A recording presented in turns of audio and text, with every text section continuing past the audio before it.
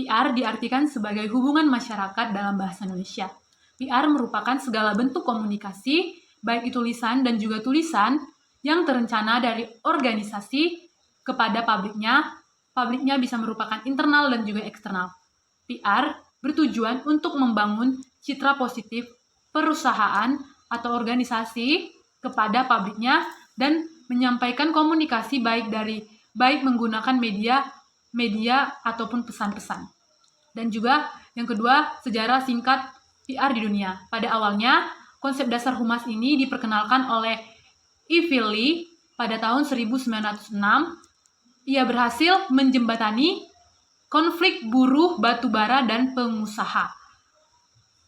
Dalam perkembangannya, istilah humas ini bisa dikatakan sama tuanya dengan keberadaan masyarakat itu sendiri.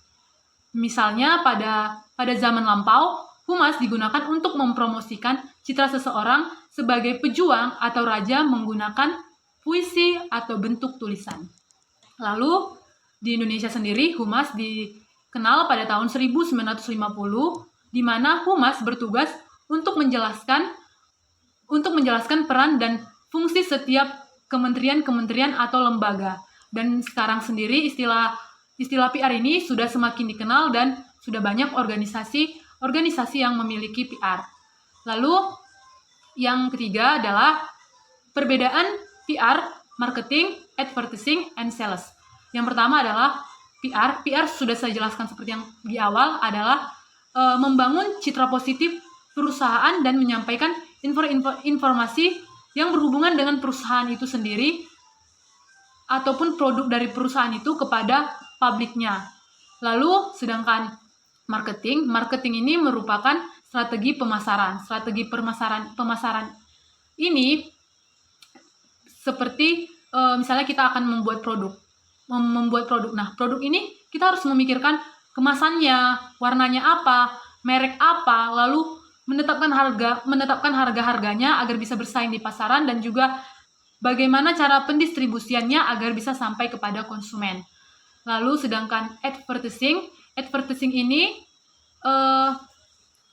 menyampaikan informasi melalui media periklanan seperti televisi dan juga radio yang bersifat persuasif, membujuk agar orang-orang mau membeli produk yang mereka iklankan. Lalu sales ini bertugas di bagian penjualan. Nah, sales ini harus memastikan bahwa produk-produk yang telah dibuat oleh marketing tadi laku dengan harga yang telah ditetapkan oleh marketing tadi. Nah, itu dia perbedaannya. Lalu yang selanjutnya adalah peran dan fungsi PR. Yang pertama adalah sebagai penasihat ahli. Nah, di sini PR harus mampu melihat permasalahan apa yang terjadi, lalu mencari solusi agar permasalahan ini bisa terselesaikan dan mengevaluasi apakah solusinya tadi berhasil. Lalu yang kedua, sebagai fasilitator komunikasi. Di sini fasilitator komunikasi adalah sebagai penengah saat terjadinya salah paham atau konflik, lalu menjadi juru bicara perusahaan. Lalu yang ketiga sebagai fasilitator pemecah masalah. Di sini PR bisa bergabung membantu divisi-divisi yang lainnya untuk memecahkan masalah-masalah yang ada. Seperti mencari siapakah yang akan menjadi bintang iklan di dalam produk mereka. Lalu yang terakhir adalah berperan sebagai teknisi komunikasi yang berfungsi untuk menulis berita dan juga karangan-karangan tentang citra perusahaan untuk dikirim kepada media. Lalu yang terakhir, yang kelima adalah apa saja yang harus saya miliki agar bisa menjadi seorang PR. Yang pertama, saya harus mampu berkomunikasi dengan baik. Yang kedua, saya memiliki sikap toleransi